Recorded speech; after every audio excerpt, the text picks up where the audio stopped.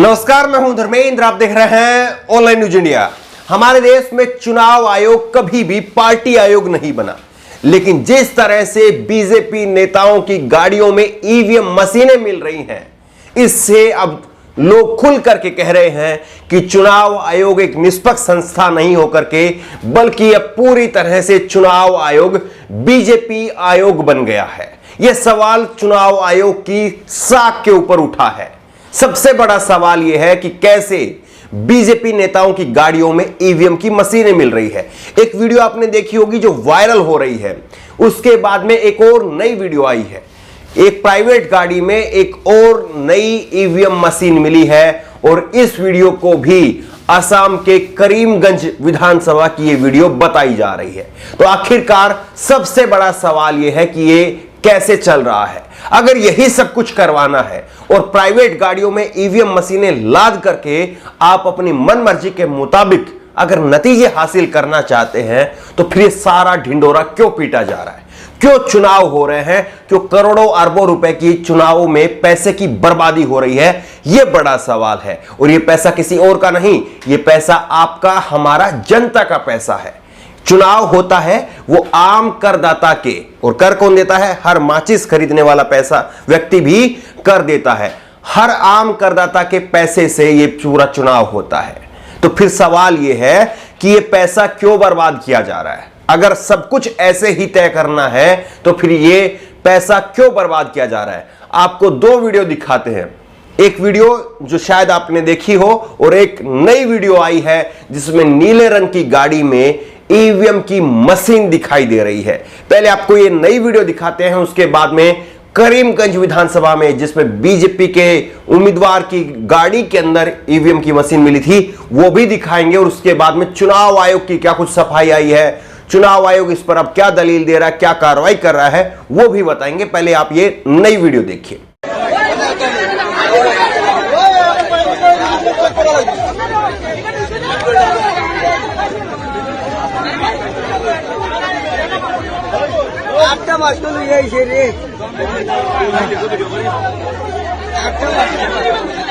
देखो अवस्था गाड़ीर ভিতরে কোনো সিকিউরিটি নাই।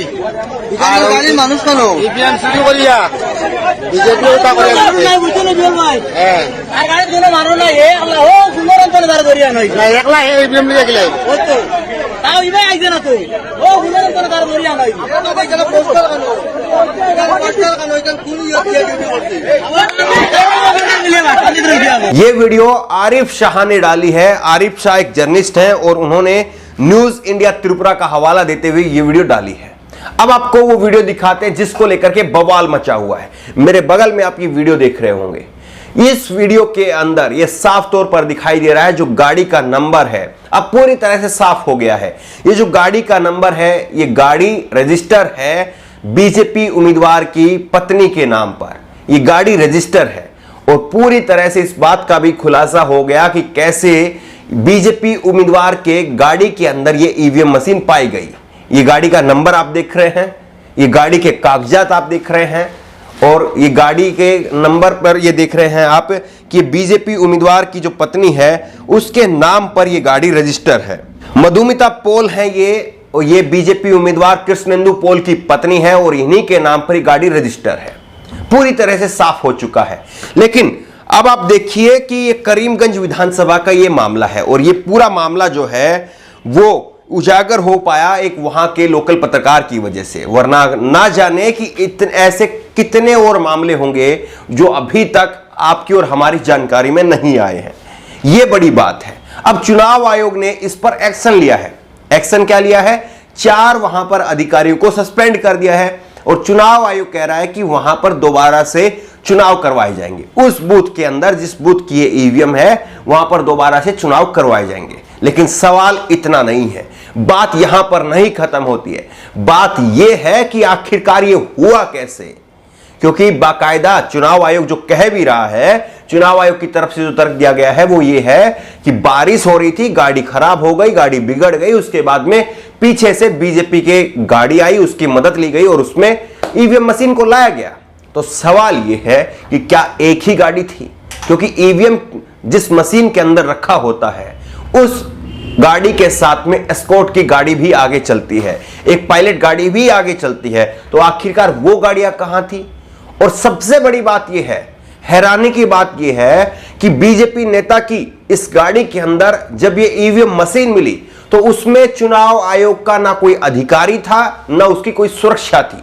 अब मान लीजिए 1 मिनट के लिए चुनाव आयोग जो कह रहा है, बीजेपी जो कह रही है वो सही है, अब मान लीजिए इस बात को, तो भी आप ये बताइए कि गाड़ी चलिए खराब हो गई, इत्तेफाक से मान लीजिए कि बीजेपी के उम्मीदवार की गाड़ी पीछे से आ गई, आपने उस गाड़ी में ईवीएम रख दिया, ये बात भी सही है, लेकिन आप ये बताइए कि उस गाड़ी के अंदर कोई भी सुरक्षाकर्मी क्यों नहीं था?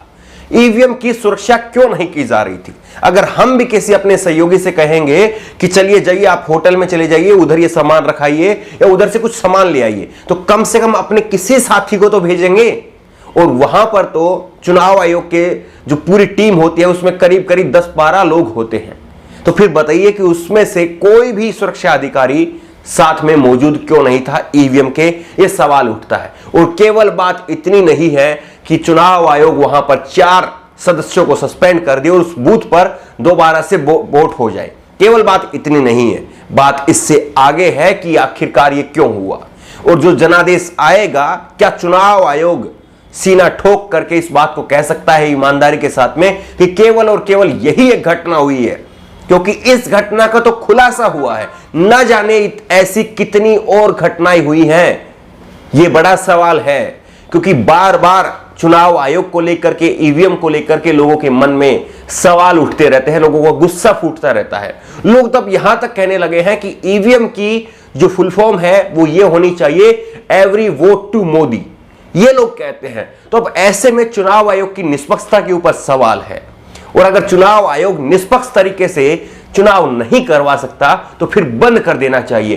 क्यों इतने सारे पत्रकारों को जो है वो छोड़ करके भागना पड़े, क्यों इतनी जनता को भागना पड़े, क्यों इतना अरबों खरबों रुपए की बर्बादी हो, यह बड़ा सवाल है। क्या आपको लगता है कि चुनाव आयोग की जो कार्रवाई है वो सही है और केवल उतनी कार्रवाई भर से सबको संतुष्ट हो जाना चाहिए, या फिर चुनाव आयोग से बेहद कड़े एक्शन की ये मांग की जानी चाहिए? और सबसे बड़ा सवाल यही है कि अगर गाड़ी में ईवीएम पहुंची तो पहुंची, लेकिन उसके साथ में सुरक्षाकर्मी क्यों नहीं था, ये उससे भी बड़ा सवाल है। लेकिन इन सवालों के ठीक से उत्तर अभी तक नहीं मिल पाए हैं। और जो कृष्णेंदु पाल बीजेपी का उम्मीदवार है, जिसकी गाड़ी में ये ईवीएम की मशीनें मिली हैं, उसके फोन स्विच ऑफ क्यों रहे? जब पहले चुनाव आयोग की तरफ से स्पष्टीकरण आ गया, उसके बाद में उसने मीडिया के सामने आकर के अपना पक्ष रखा, यानी 2 बातें ना हो इसलिए वो चुप रहा। क्यों चुप रहा, यह बड़ा सवाल है। रात से लेकर के पूरे दिन भर तक वो चुप रहा, यानी करीब करीब जो है वो 24-36 घंटे तक वो व्यक्ति चुप रहा। क्यों वह व्यक्ति इंतजार कर रहा था कि पहले इस पर चुनाव आयोग बोल ले और उसके बाद में मैं बोलूं? क्योंकि सच्चाई कोई भी हो, कुछ भी हो, वो तो कभी भी किसी को भी बोली जा सकती है, लेकिन अगर सांठ-गांठ करके, बातचीत करके चीजें होती हैं तो फिर सवाल उठता है।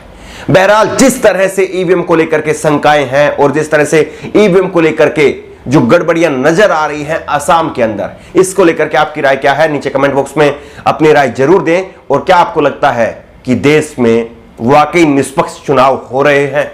आपकी राय क्या है? नीचे कमेंट बॉक्स में अपनी राय जरूर दें। उसी तरह की तमाम खबरों के लिए ऑनलाइन न्यूज इंडिया को सब्सक्राइब करें, साथ में जो बेल आइकन है, घंटी, उसको जरूर दबाएं, ताकि जैसे कोई वीडियो अपलोड करें उसकी नोटिफिकेशन आपको तुरंत मिल सके। धन्यवाद। इस खबर को अभी लाइक करें, शेयर करें, अभी चैनल को सब्सक्राइब करें और घंटी जरूर दबाएं।